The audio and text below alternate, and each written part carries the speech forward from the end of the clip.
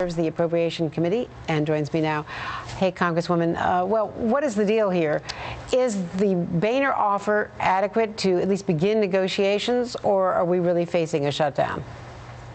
I hope we're not facing a shutdown, and I think that the majority leader is absolutely correct. When you look at the fact that there's already $41 billion in cuts in the continuing resolution, enough is enough. I think when you look at who wins and who loses, you're talking about a government shutdown that's going to hit the most vulnerable. You're talking about people being furloughed. You're talking about critical services being cut. And you're talking about people who don't have any money. You're talking about people who don't have savings accounts, who can't pay their mortgage. So this is very serious. And so I hope that there can be some compromise, some negotiations that take place so that we don't get to that point. But I'm going to tell you, when you're starting with a $41 billion cut, there's no place to go.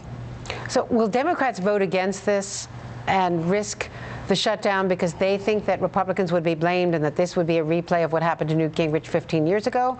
Or do Democrats risk a different climate out there with the American people so concerned about the, budget cuts and big government spending that maybe the Republicans win the political side of this war?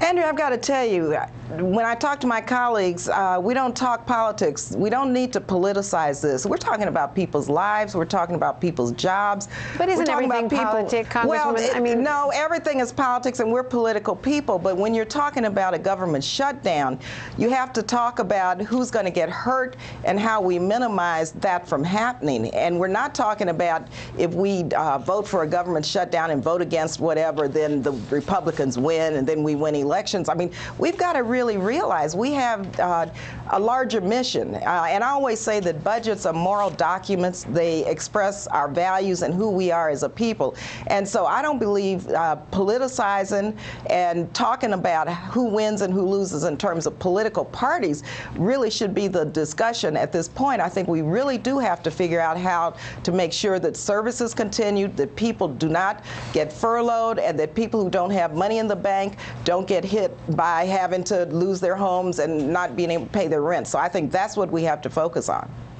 Congresswoman Barbara Lee, thank you very much for joining us from Capitol Hill. And MSNBC political analyst Charlie Cook is also